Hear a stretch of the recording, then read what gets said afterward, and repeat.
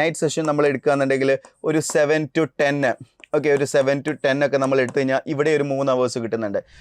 Lecture in polytechnic electronics എക്സാമിന് വേണ്ടിയിട്ട് തയ്യാറെടുക്കുന്ന ഉദ്യോഗാർത്ഥിയാണെങ്കിൽ തീർച്ചയായിട്ടും ഈ വീഡിയോ പൂർണ്ണമായിട്ടും കാണാൻ. വളരെ ഇമ്പോർട്ടൻ്റ് ആയിട്ടുള്ള ചില കാര്യങ്ങൾ നിങ്ങളുമായി ഡിസ്കസ് ചെയ്യാനാണ് ഞാൻ ഈ ഒരു വീഡിയോയിൽ വന്നിരിക്കുന്നത്. Let's welcome to entry technical YouTube channel. അതായത് ലെക്ചർ ഇൻ പോളിടെക്നിക് എക്സാം ഡിസംബറിൽ അതിൻ്റെ നോട്ടിഫിക്കേഷനൊക്കെ വന്ന് ജനുവരിയിൽ എല്ലാവരും അപ്ലൈ ചെയ്തിട്ടുണ്ടാവും എന്ന് വിചാരിക്കുകയാണ്.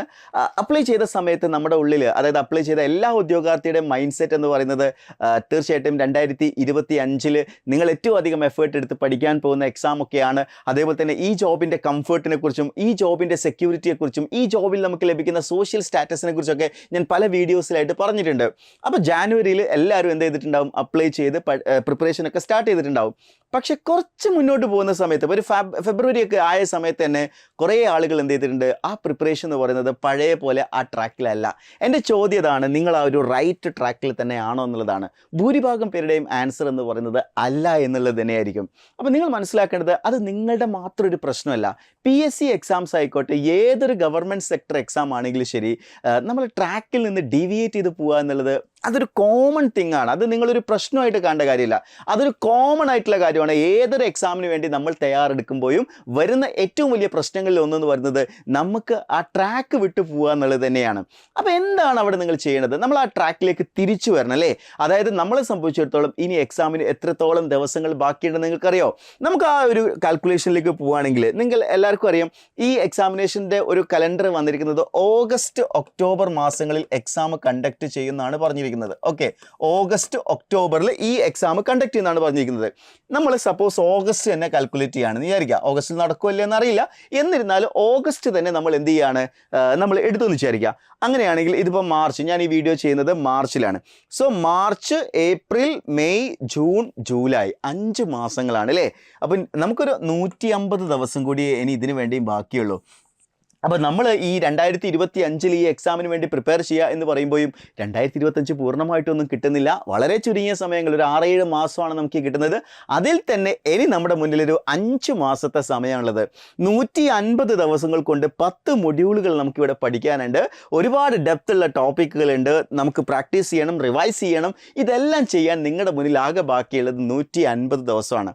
സോ നിങ്ങൾ ആലോചിക്കേണ്ട ഇത്രയേ ഉള്ളൂ, നിങ്ങളിപ്പോൾ നിലവിൽ ചെയ്തുകൊണ്ടിരിക്കുന്ന അതേ ജോലി തന്നെ കണ്ടിന്യൂ ചെയ്താൽ മതിയോ?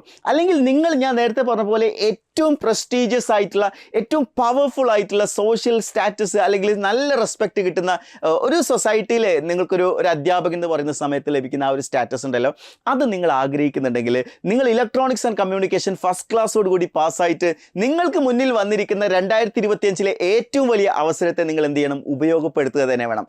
സോ അതിൽ നിങ്ങളുടെ മുന്നിൽ ഇനിയുള്ളത് 5 മാസങ്ങളാണ്.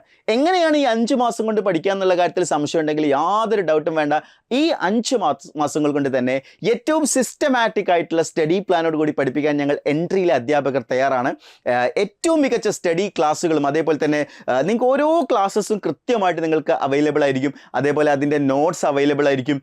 ടീച്ചേഴ്സിൻ്റെ ലൈവ് സെഷൻസുകൾ നിങ്ങൾക്ക് ലഭിക്കാൻ പോകുന്നുണ്ട്. അപ്പോൾ എക്സ്ക്ലൂസീവ് ആയിട്ട് ലെക്ചർ ബാച്ച് നമ്മൾ സ്റ്റാർട്ട് ചെയ്തിട്ടുണ്ട്. അപ്പോൾ ഒരു പുതിയ ബാച്ച് കൂടി സ്റ്റാർട്ട് ചെയ്യണം എന്നുള്ള രീതിയിൽ നമ്മൾ അനൗൺസ് ചെയ്യാണ്. ഒരു പുതിയ ബാച്ച് കൂടി ലെക്ചർ ഇൻ പോളിടെക്നിക്കിന് വേണ്ടി സ്റ്റാർട്ട് ചെയ്യുന്നുണ്ട്. അപ്പോൾ ഈ ഒരു പുതിയ ബാച്ചിൽ ജോയിൻ ചെയ്താലുള്ള പ്രത്യേകത, നിങ്ങളുടെ ക്ലാസ്സസ് സ്റ്റാർട്ടിങ് മുതലേ നിങ്ങൾക്ക് ലഭിക്കും. അതേപോലെ ലൈവ് സെഷൻസുകൾ, അതേപോലെ തന്നെ എല്ലാം ഏറ്റവും പ്രോപ്പറായിട്ട്. ഇനിയും വൈകി കഴിഞ്ഞാൽ ഈ 150 ദിവസങ്ങൾ എന്ന് പറയുന്നത് നിങ്ങളെ സംബന്ധിച്ചിടത്തോളം ഒരു എന്താ പറയുക, കറക്റ്റ് പ്രിപ്പറേഷൻ ടൈം തന്നെയാണ്. ഒരു പക്ഷേ ഒരു ലെസ് ദാൻ 100 ഡേയ്സിലേക്കൊക്കെ പോകുമ്പോൾ ഭയങ്കര ക്രൂഷ്യലായിട്ട് മാറും. പക്ഷേ 150 ഡേയ്സ് എന്ന് പറയുമ്പോൾ വളരെ ആപ്റ്റ് ആയിട്ടുള്ളൊരു ടൈമാണ്. നിങ്ങൾ ഒരുപാട് സ്ട്രെസ് ചെയ്യേണ്ട കാര്യമില്ല. ഡെയിലി ഒരു 8 hours എങ്കിലും സ്പെൻഡ് ചെയ്യുക, അല്ലെങ്കിൽ 8 to 10 hours ആണ് ഏറ്റവും ഐഡിയൽ ആയിട്ടുള്ള ടൈം. ഇനി മുന്നോട്ട് പോയി കഴിഞ്ഞാൽ, ഇനിയിപ്പോൾ 150 താഴെ മുന്നോട്ട് പോയി കഴിഞ്ഞാൽ നിങ്ങൾക്ക് ഒരു പക്ഷേ ഡെയിലി 12 മുതൽ 14 മണിക്കൂർ വരെയൊക്കെ പഠിക്കേണ്ടി വരും. പക്ഷേ ഇപ്പോഴാണെങ്കിൽ കുറച്ചുകൂടിയൊക്കെ എന്താണ്, നിങ്ങൾക്ക് റിലാക്സ്ഡ് ആയിട്ട് പഠിക്കാം. ഡെയിലി ഒരു 8 to 10 hours എന്ന് പറയുമ്പോൾ അത്ര വലിയ ടൈമൊന്നുമല്ല. ഈ ഡെയിലി 8 to 10 hours നമ്മൾ നോക്കുകയാണെങ്കിൽ, ഇപ്പോൾ ജസ്റ്റ് നമ്മൾ പറയുകയാണെങ്കിൽ, ഇപ്പോൾ ഞാൻ മോർണിംഗ്, നമ്മൾ ഏർലി മോർണിംഗ് എന്ത് ചെയ്യുകയാണ്, ഒരു 5:30 to to 8 നമ്മൾ പഠിക്കാമെന്ന് വിചാരിക്കുക. ഇവിടെ നമുക്കൊരു 2.5 മണിക്കൂർ ഇവിടെ തന്നെ കിട്ടുന്നുണ്ട് അല്ലേ.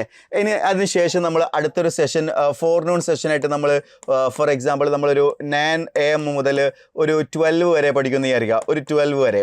അപ്പോൾ ഇപ്പോൾ തന്നെ നമുക്ക് എത്ര 3 മണിക്കൂർ കിട്ടി. ഇനി ആഫ്റ്റർനൂൺ സെഷനായിട്ട് 1 മണി മുതൽ ഒരു ഞാൻ പറയുകയാണ് ഒരു 4 മണി വരെ നമ്മൾ പഠിക്കാമെന്ന് വിചാരിക്കുക. ഇപ്പോൾ തന്നെ നമുക്ക് കിട്ടുന്ന സമയം എന്ന് പറഞ്ഞു കഴിഞ്ഞാൽ ഇവിടെ നമുക്ക് 2.5 മണിക്കൂർ കിട്ടിയിട്ടുണ്ട്, ഇവിടെ നമുക്ക് 3 മണിക്കൂർ കിട്ടിയിട്ടുണ്ട്, ഇവിടെ നമുക്ക് എന്ത് ചെയ്തിട്ടുണ്ട് 3 മണിക്കൂർ കിട്ടിയിട്ടുണ്ട്. ഇനി നമ്മളൊരു ഈവനിങ് സെഷൻ നമ്മൾ എടുക്കുകയാണെങ്കിൽ നൈറ്റ് സെഷൻ നമ്മൾ എടുക്കുകയാണെന്നുണ്ടെങ്കിൽ ഒരു 7 to 10 ഒരു 7 to 10 ഒക്കെ നമ്മൾ എടുത്തു കഴിഞ്ഞാൽ ഇവിടെ ഒരു 3 hours കിട്ടുന്നുണ്ട്. അപ്പോൾ എഫക്റ്റീവ്ലി ഒരു 10-11 മണിക്കൂറാണ് ഞാൻ ഇവിടെ എഴുതിയിട്ടുള്ളത്. അതിൽ തന്നെ നമുക്ക് ഇത്ര കംപ്ലീറ്റ്ലി കിട്ടിയിട്ടില്ലെങ്കിലും ഒരു 8 to 10 hours ഒക്കെ നമുക്ക് ഈസി ആയിട്ട് നമുക്ക് എന്ത് ചെയ്യാം, ഇവിടെ നമുക്ക് ടൈം കിട്ടും എന്നുള്ളത് തന്നെയാണ് ഇതെന്ന് മനസ്സിലാക്കേണ്ടത്. സോ ഇത് ഞാൻ ജസ്റ്റ് ഒരു ഐഡിയ നിങ്ങളിലേക്ക് പ്രസൻറ്റ് ചെയ്തു എന്നുള്ളതാണ്. നിങ്ങളാണ് ടൈം ഏതൊക്കെ ടൈമാണ് പ്രോപ്പറായിട്ടുള്ള ടൈം യൂട്ടിലൈസ് ചെയ്യേണ്ടത്.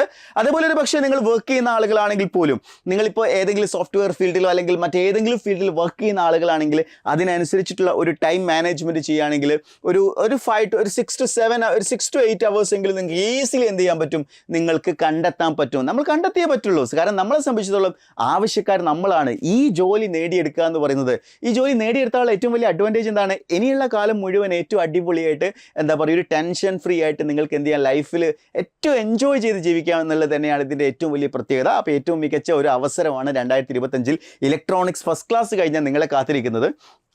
സോ ഈ എക്സാമിന് വേണ്ടിയിട്ട് നന്നായിട്ട് പഠിക്കാൻ എൻട്രിയോടൊപ്പം പഠിക്കാൻ ആഗ്രഹിക്കുന്ന ഉദ്യോഗാർത്ഥികളാണെങ്കിൽ താഴെ കൊടുത്തിരിക്കുന്ന ഗൂഗിൾ ഫോം ഫില്ല് ചെയ്ത് കഴിഞ്ഞാൽ നമ്മൾ പുതിയ ബാച്ചിലേക്കുള്ള അഡ്മിഷനുമായി നിങ്ങളെ കോൺടാക്ട് ചെയ്യുന്നതായിരിക്കും. സോ നന്നായിട്ട് പഠിക്കാൻ, നല്ല വിജയം കരസ്ഥമാക്കുക. Wish you all the best.